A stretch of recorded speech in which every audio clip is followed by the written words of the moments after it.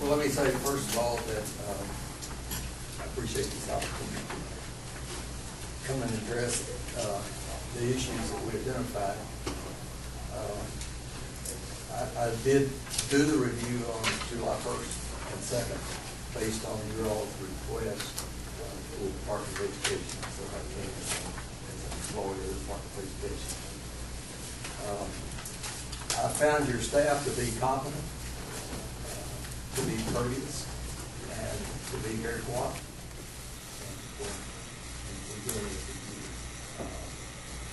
I'm not going to tell you in 2 days that I learned everything needs to be learned about the finances in Harkin County.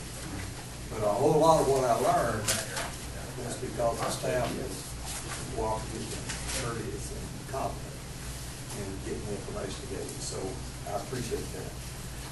I particularly want to say that Ms. Sloan and Mr. Meadows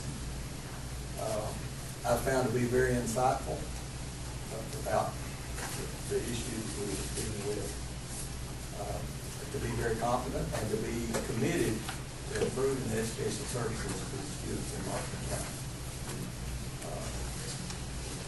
I don't think you would have asked for this review had you not realized that you probably had some problems. There are a lot of ways to determine what your financial situation is at the end of each year. But the way I would suggest you always use is the audit report, audited financial record. You approve the audit report. The Kentucky Department of Education approves the audit report. The auditor's license are on stake, or at stake in the audit report. So why not use the audit report? And usually on about page 14 of the audit report, somewhere along there, there is a Fund 1 end of the year balance. Now, let me just briefly say to you, and I don't know how much time have I got? 15 minutes, sir. When I use 10, would you send me a signal? I don't want to go beyond. And the board, you can invite Mr. Stillman during the board meeting. Yeah. Let me just say that you may or may not be aware of this, but there are different fund categories within your budget. Fund 1 is general fund. General fund money can be spent on whatever the board wants to spend it on, pretty much. It's at your discretion. Fund 2 money, you don't have much discretion about. The only real discretion you have about Fund 2 is to say, we'll accept that grant or we won't. And one time the grant's accepted, then the money has to be spent as spelled out in the grant. So the only reason you'd ever be concerned about the end of the year balance in Fund 2 is if it's negative. Because if Fund 2 has a negative balance, you've got to pay the money out of your Fund 1 account. So you want to make sure that your Fund 2 projects are managed in a way that the money is used for what the grant was issued for, and when the money's out, the grant goes away. Unless you make a conscious decision to say that's something that we ought to do in our district and we're going to pay for it out of Fund 1. Fund 3 has to do with capital outlay, buildings, that kind of thing. Fund 4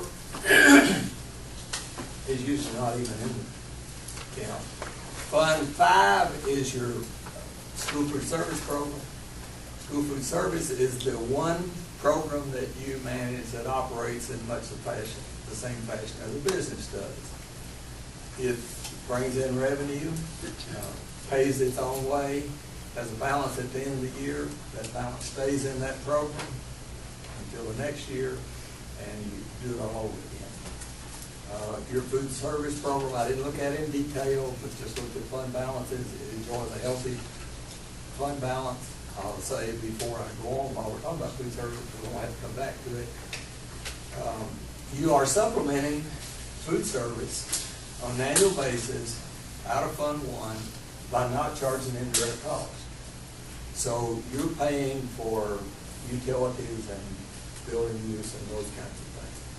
There is a mechanism established statewide, and an indirect cost assigned to your district. If you choose to take it, that's what you take, what they've calculated to be eligible. And it would be my recommendation until you have at least a 2% balance in your Fund 1 that you charge food service indirect costs. But that's your decision. So those are the different fund balances, and the reason why you focus on Fund 1 is if anything else doesn't have a negative balance, you have to pay for it out of Fund 1.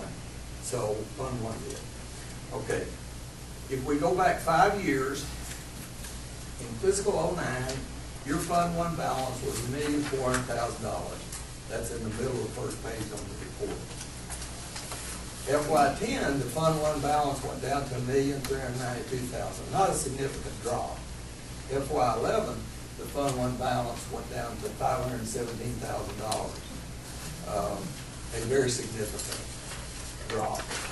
In FY12, it went down to $477,000. Again, not a significant drop, but still going down. The estimated Fund 1 balance for this past June 30 is $200,000. That will not be 2%. That will probably solicit some action from the State Department of Education at this point. I don't know what that'll be. But that's where you are in terms of financing. So what was the cause for the significant drop from 10 to 11? Well, I didn't go back and look at detail, but let me just say generally, your SEEK allocation, which is the basic state funding program, is going down. It can go down for three reasons, I guess. It could go down because the state didn't appropriate the money. The state hadn't appropriated any additional money, but they generally have not cut SEEK funding. It can go down because your enrollment goes down, and your enrollment has been going down for years, several years. It can also go down because of attendance decline. So the SEEK funding is going down significantly next year because you had a bad attendance year. It's always a year behind. So, you had your SEEK calculation passed on a bad attendance year. Now, one of the things that I looked at is, in today's environment, kids don't have to go to Martin County. Just go to school, Martin County School District, go to school. And they can go to private schools, they can be homeschooled, they can go to adjoining counties, generally speaking. You're gaining more students from adjoining counties than you're losing. So, that's not a big issue. The issue is attendance and enrollment. And you can't do a whole lot about enrollment. You can do something about attendance. And I think the staff's aware that they're going to attention to that. Now, the other thing that happened was that there was a significant amount of federal money that went away. The recovery money. Stimulus. The stimulus money. Yeah, the stimulus money. And it would appear that the district did not reduce expenditures in proportion to the decline in revenue. So you find yourself in greater and greater financial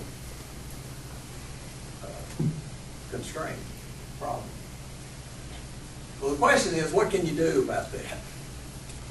Well, you either increase revenue or you cut expenditures. There's only one real viable way for the board to increase revenue, and that's take the 4% tax increase that's available to you. You'll make that decision at the August board meeting, I think. And while I would recommend you take it, it'll only generate about $130,000. So it will not solve your financial problem. However, if you don't take that, it's lost forever. Yeah. And you just, have to acknowledge that when you make that decision. Now, You know, I'm gonna say something that's probably gonna be controversial. In fact, I'm gonna say 2 or 3 things that are gonna be controversial before I finish this report. But one of them is that you can't have enough money to have a good school system. You know, I would say to this community, to the staff in this school district, to this school board, if you really look at the data, the expenditure per child is directly related to student performance, and it's inversely related. Meaning that the more you spend, the worse the performance is. Now, does that mean that you ought not to have more money? No. It just means that you need to focus on spending your money on things that will make a difference on why you're here. You know, I always say to school boards, and I've done a lot of these, I always say to you, you've got enough money right now, even though you're in financial problem, you've got enough money right now to do anything you want to do. You do not have enough money to do everything you want to do.